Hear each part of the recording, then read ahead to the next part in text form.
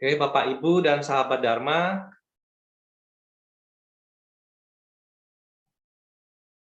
pada pagi hari ini saya akan memberikan sharing Dharma. Semoga sharing Dharma ini bisa bermanfaat buat kita semua.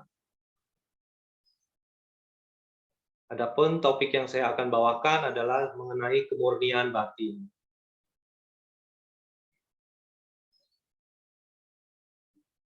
Bapak, Ibu, dan sahabat Dharma, sebelum saya mulai, Namo Sang Hyang Adi Budaya, Namo Buddhaya. Namo Buddhaya. Namo Buddhaya. Ya, kalau kita melihat di dalam kehidupan ini, banyak sekali persoalan-persoalan hidup yang kita hadapi di dalam kehidupan kita, di sekitar kita, ya, tidak perlu jauh-jauh, di dalam keluarga kita pun banyak sekali persoalan hidup yang memang harus kita jalani, kita hadapi di dalam kehidupan ini. Dalam keluarga, bersama saudara-saudara kita, sahabat-sahabat kita, hidup ini tidak lepas dari persoalan hidup. Ya. Namanya hidup ya begitu adanya, selalu ada masalah. Ya, masalah itu bisa terjadi di dalam keluarga kita sendiri. Di masa pandemi ini kita mengalami sakit, itu pun adalah satu masalah. Ya, teman-teman kita, sahabat, keluarga, saudara, semua juga bisa mengalami sakit, ya, tertular COVID ya di masa pandemi seperti sekarang ini. Bukan hanya masalah itu, masalah lain ya. Kalau kita melihat secara statistik, dikatakan bahwa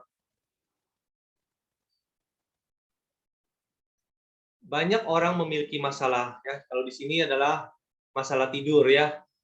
Jadi dikatakan hampir 50% orang dewasa saat ini mengalami persoalan tidur. Ya. Jadi tidur pun yang seharusnya bisa membuat kita tenang, bahagia, rileks ya. Setelah beraktivitas sehari-hari, tidak bisa tidur. Ya. Jadi ini pun menjadi masalah bagi kebanyakan orang. Dikatakan di dalam survei, ya, kita tahu ya, Amerika Serikat, negara ini adalah negara yang sangat maju ya, negara yang berhasil secara duniawi. Tetapi ternyata secara batin, banyak masyarakatnya, banyak warganya itu tidak bahagia. Ya. Ini artinya kemajuan atau perkembangan teknologi di satu sisi membuat orang semakin mudah dalam kehidupannya, tetapi ternyata secara batin mereka punya masalah. Ya, jadi dikatakan di sini warga Amerika paling tidak bahagia saat ini, ya, khususnya di masa pandemi 2 tahun belakangan ini terjadi penurunan ya tingkat kebahagiaan bagi mereka. Dan saya yakin ini pun terjadi di banyak negara ya, terutama di masa pandemi ini banyak orang mengalami stres ya, mengalami penderitaan. Sesuai yang diajarkan Buddha bahwa hidup ini adalah duka, setiap orang mengalami yang namanya ya selain tua dan di sini adalah sakit ya. Sakit, lalu juga kita tahu ya persoalan kematian ya pada waktu pandemi, pada waktu varian Delta masuk tuh banyak yang meninggal. Jadi ajaran Buddha ini sangat membumi dan memang masalah duka ini bisa terjadi di dalam kehidupan ini. Pertanyaannya adalah, apakah kita siap menghadapi persoalan-persoalan hidup yang datang ini? Bagaimana kita bisa mengatasi persoalan-persoalan hidup ini sehingga ketika kita menghadapi persoalan hidup ini, batin bisa tetap tenang. Kemurnian batin sangat dibutuhkan di zaman sekarang. Sehingga pada hari ini saya akan menyampaikan topik kemurnian batin. Adapun saya akan menyampaikan apa itu kemurnian batin, mengapa kita perlu memurnikan batin, Bagaimana cara memurnikan batin dan apa manfaat yang kita dapatkan dengan memurnikan batin?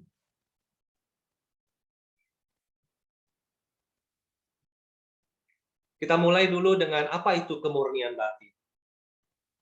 Bapak, Ibu, dan sahabat Dharma, di dalam Dhammapada 183,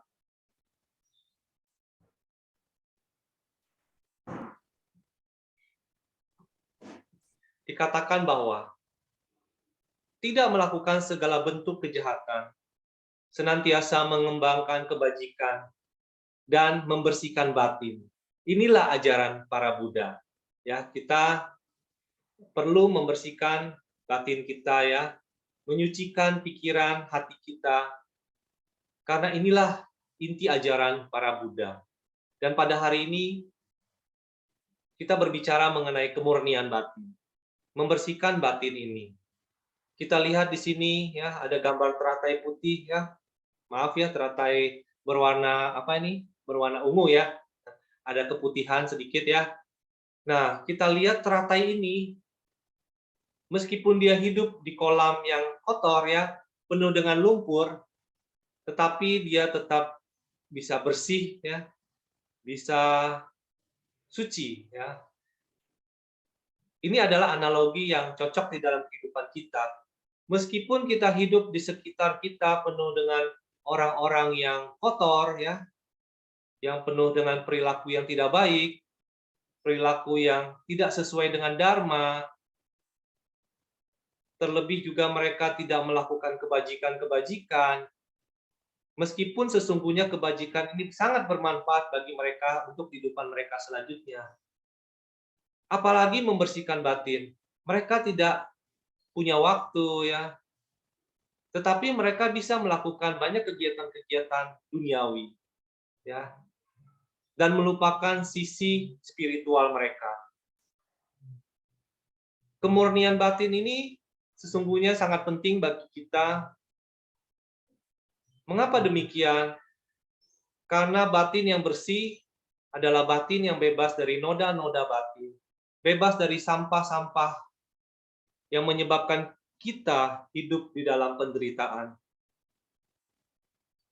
Batin yang murni ini adalah batin yang terbebas dari kilesa, terbebas dari keserakahan, kebencian, dan kebodohan batin. Jadi, batin yang murni ini adalah batin yang bersih. Kita sebagai umat Buddha, kita belajar selain menghindari perbuatan-perbuatan tidak baik, mengembangkan perbuatan-perbuatan baik, kita membersihkan batin kita. Di dalam kehidupan sehari-hari, ya, sebagai contoh pada waktu kita makan misalnya, kadang-kadang yang ada di dalam pikiran kita adalah makan yang enak, ya, makan sebanyak-banyaknya, ya, apalagi kalau makanannya tidak sehat, ya, kadang-kadang kan makanan tidak sehat itu enak ya, gorengan misalnya ya, kita masih suka dengan makanan-makanan fast food ya, padahal makanan itu kita tahu tidak sehat ya, kita makan sepuas-puasnya, ya misalnya pada waktu pesta, kadang-kadang kita kurang sadar, ya, kita ingin mengambil makanan sebanyak-banyaknya, padahal belum tentu kita sanggup makan sebanyak itu. Jadi keserakahan kita, ketamakan kita mulai muncul di kala itu. Ya, contoh lain misalnya pada waktu kita bepergian ya, mengendarai mobil ya, atau naik motor misalnya, kadangkala terjadi kemacetan. Nah, pikiran-pikiran kita itu kadang-kadang pikiran tidak baik mulai muncul. Waduh, kemarahan mulai muncul. Tidak bisa berdamai dengan situasi. Kenapa harus macet ya? Kenapa jalanan ini tidak lancar ya? Kadang-kadang bisa menyebabkan kita jengkel, marah ya. Nah, itu adalah kemunculnya kemarahan. Nah, ketika keserakahan dan kemarahan ini muncul, batin kita menjadi kotor ya, menjadi ternoda oleh keserakahan dan kebencian.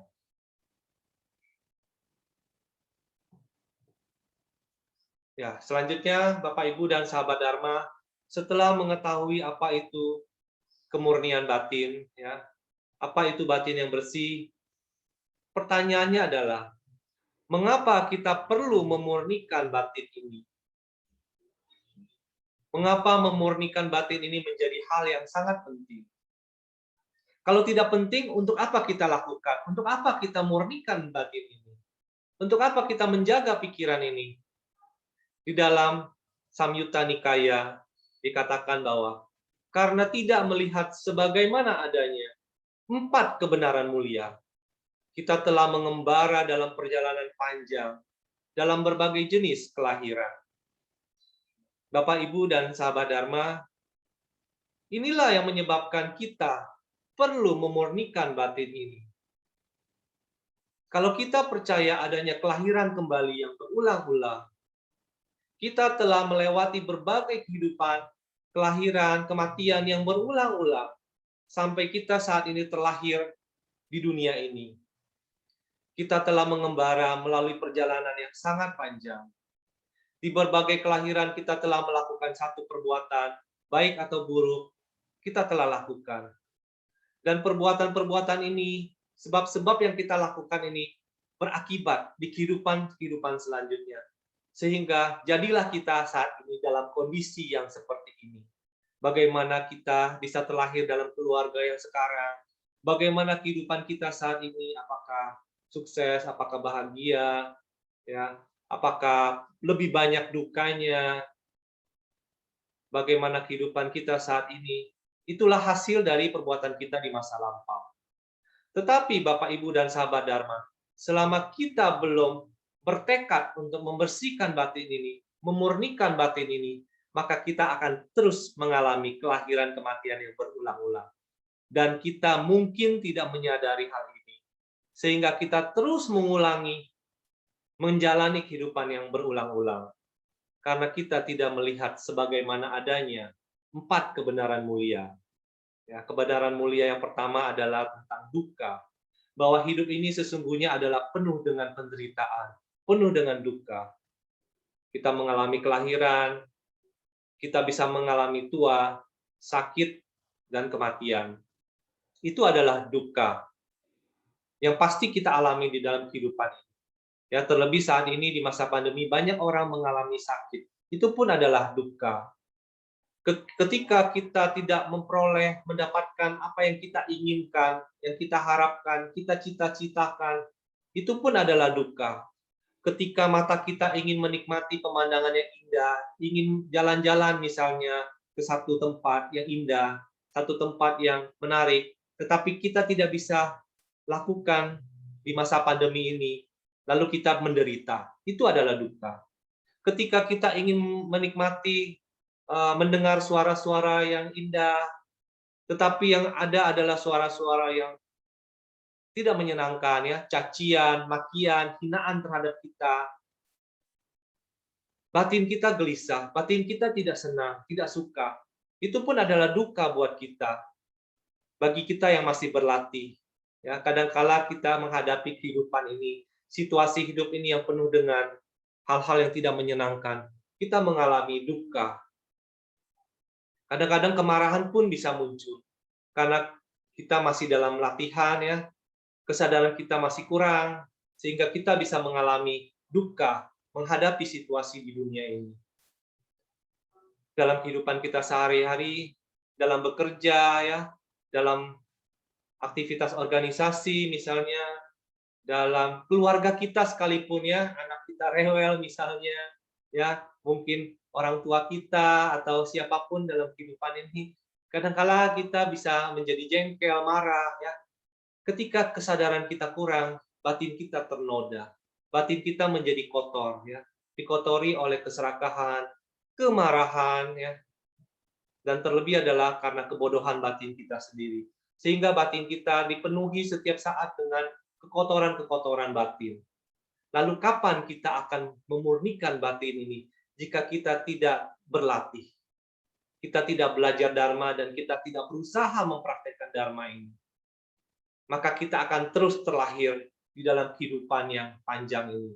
Mengembara di dalam samsara yang panjang ini. Tidak akan pernah berakhir. Itulah duka. Lalu mengenai sebab duka, kalau kita mengetahui bahwa hidup ini, kita menyadari bahwa hidup ini adalah banyak dukanya, maka duka ini pasti ada sebabnya. Yang kedua ya, di dalam 4 kebenaran mulia, Buddha mengajarkan bahwa sebab duka adalah keinginan kita sendiri.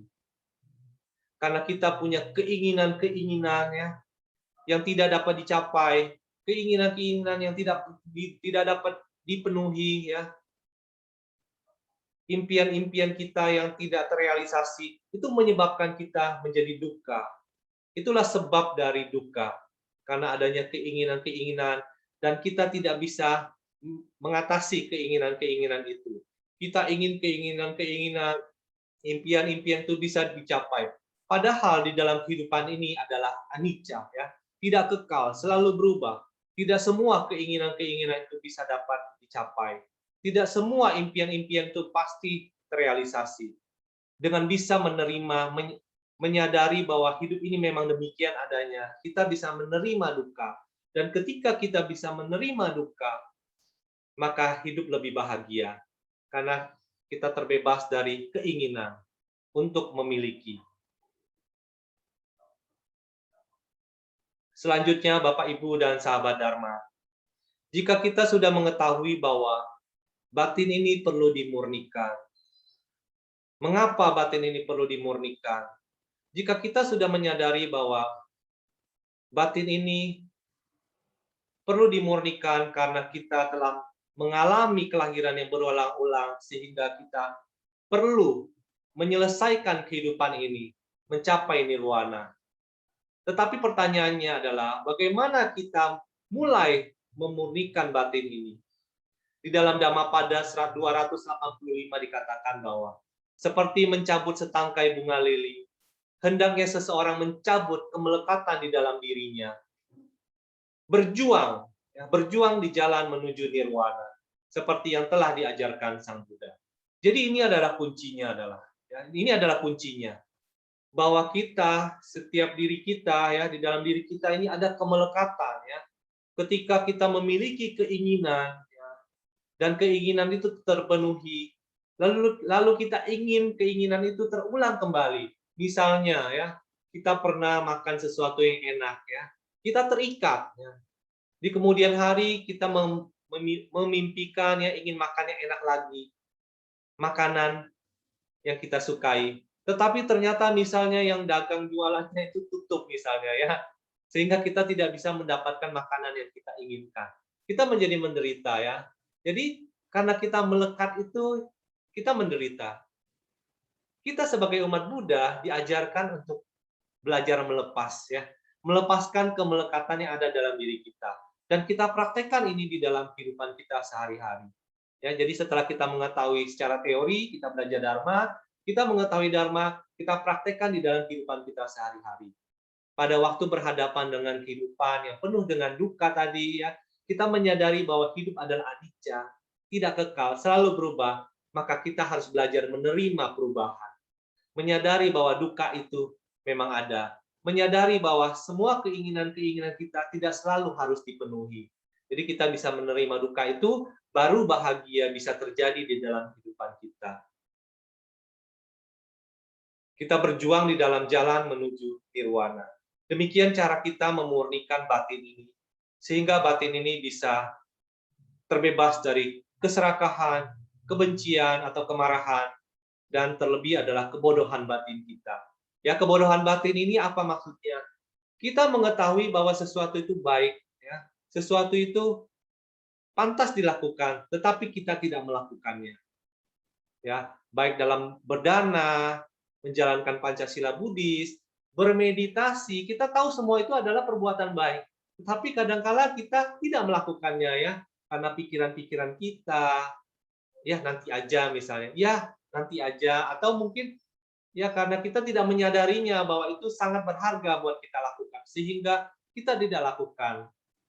Itu yang menjadi hambatan bagi kita semakin maju di dalam Dharma. Contoh lain misalnya pada waktu kita menghadapi duka ya, pada waktu kita sakit misalnya. Pada waktu kita mengalami sakit. Kadangkala kita menolak, kenapa saya harus sakit ya?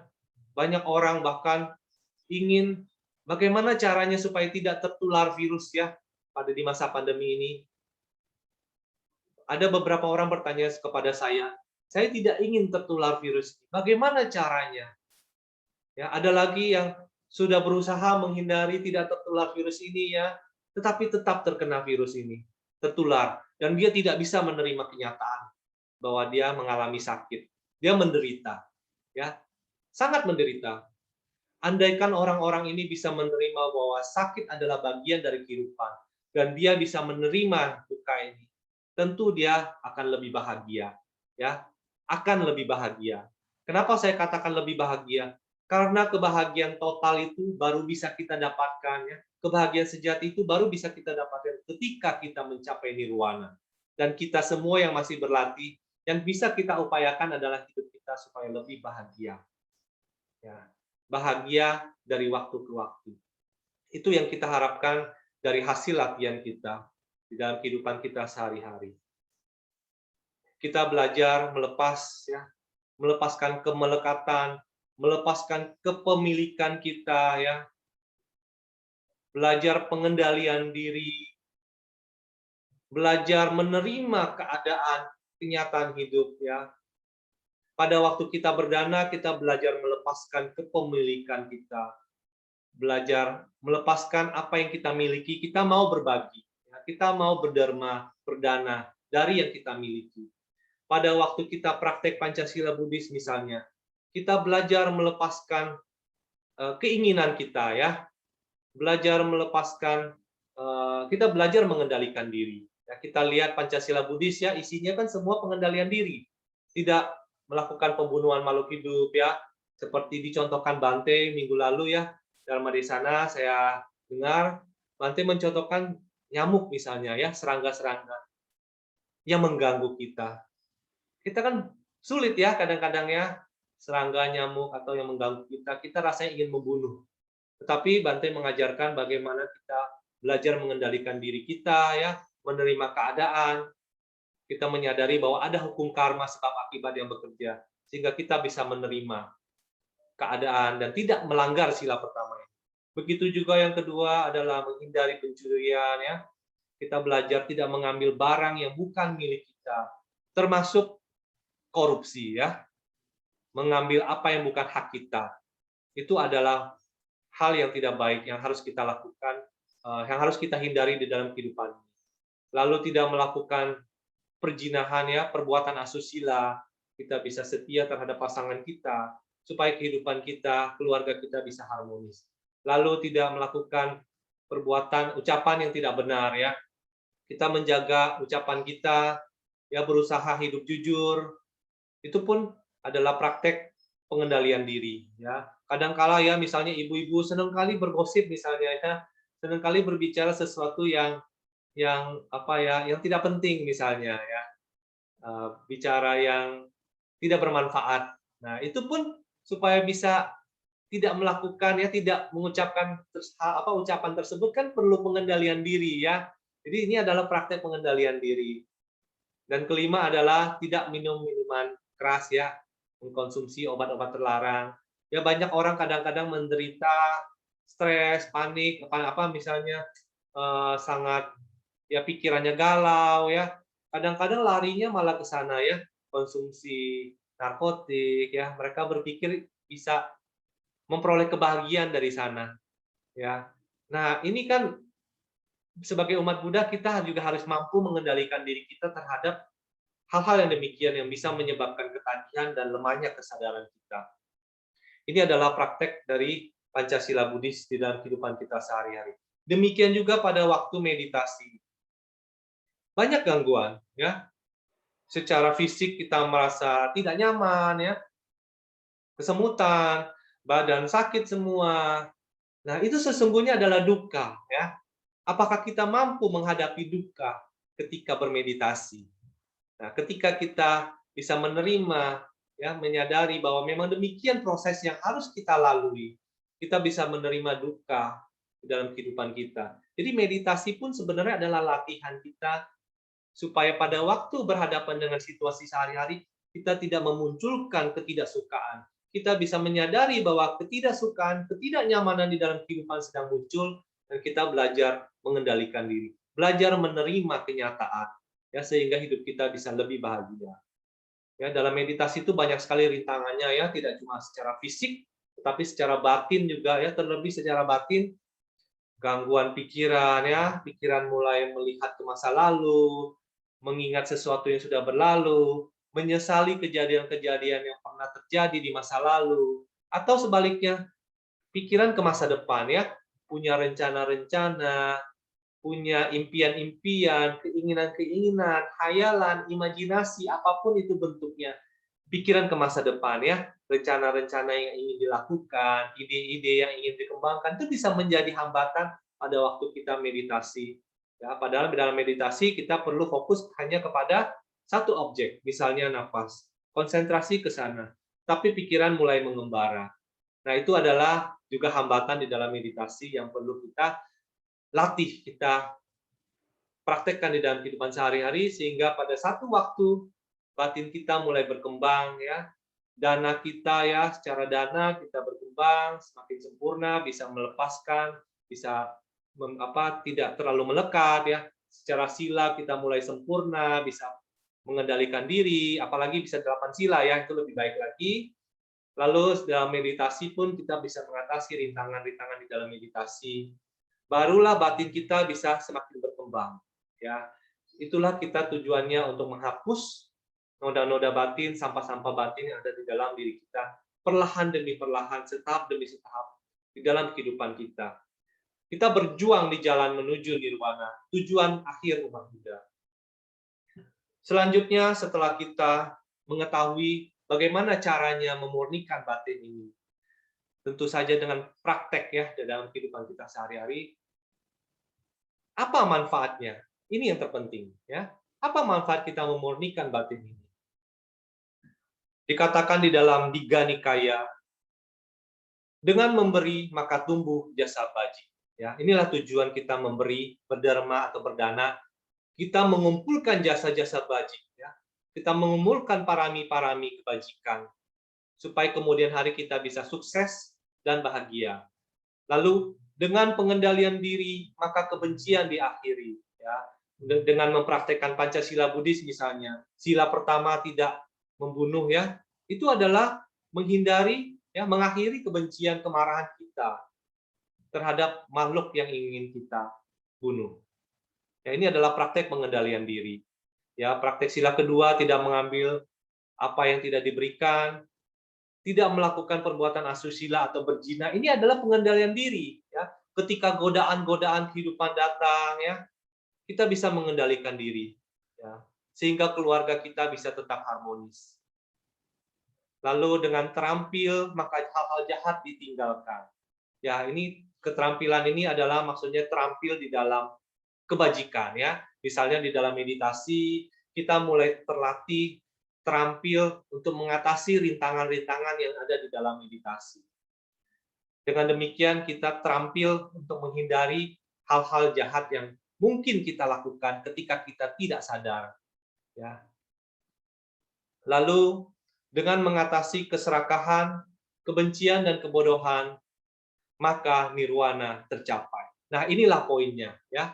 Manfaat memurnikan batin ini, ya, dengan cara mengatasi noda-noda batin, sampah-sampah batin yang ada di dalam diri kita, yaitu noda batin keserakahan, ya, noda batin kebencian atau kemarahan, noda batin kebodohan batin kita, ya, maka tercapailah nirwana, tujuan akhir umat Buddha.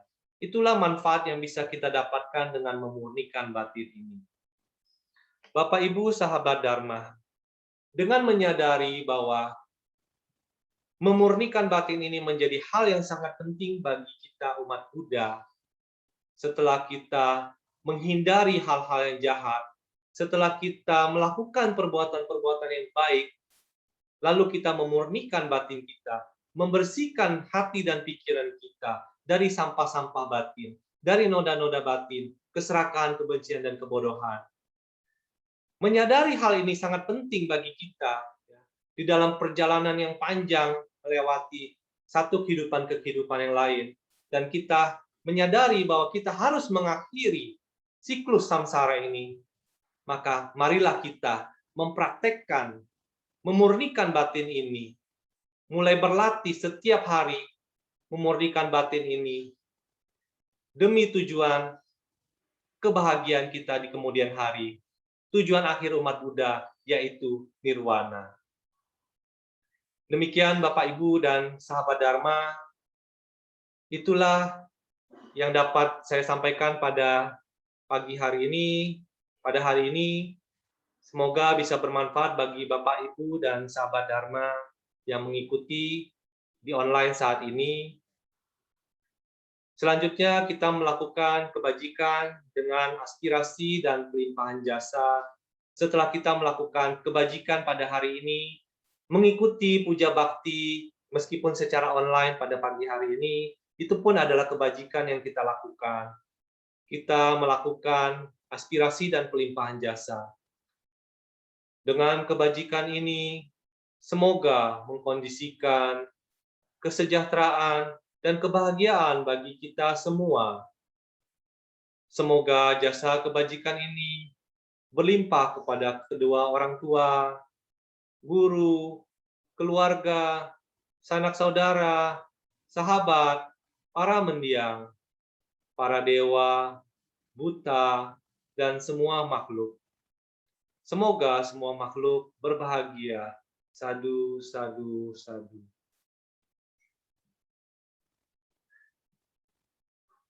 Bapak, Ibu, dan sahabat Dharma, selanjutnya kita akan melanjutkan puja bakti ini.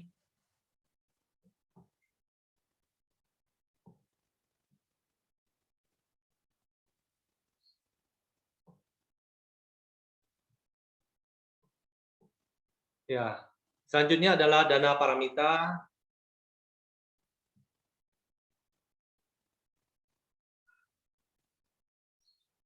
Bagi Bapak, Ibu, dan sahabat Dharma yang ingin melakukan derma untuk perawatan wihara, kita mengetahui bahwa wihara membutuhkan dana, membutuhkan biaya untuk operasional, baik itu listrik, ya, untuk air, untuk mendukung sangga, ya. Ya, semua kebajikan ini bisa kita lakukan melalui derma perawatan wihara yang dapat ditransfer ke BCA virtual account, ya, menggunakan virtual akun di nomor 00364110082517, atau bagi yang memiliki Mandiri, ya, Bank Mandiri, virtual akunnya 8893901100825517 atas nama Perkumpulan Majelis Budayana. Bapak, Ibu, dan sahabat Dharma dapat men-capture screen ini untuk melakukan derma perawatan wihara kapanpun Bapak, Ibu, dan sahabat Dharma menghendaki untuk berderma. Ya, sebaiknya juga diberikan kode 08 agar kita mengetahui bahwa ini untuk derma perawatan wihara. Terima kasih mendalam atas donasi yang Bapak Ibu berikan. Selanjutnya kita akhiri, ya, dengan pelimpahan jasa. Kita bangkitkan kebahagiaan batin kita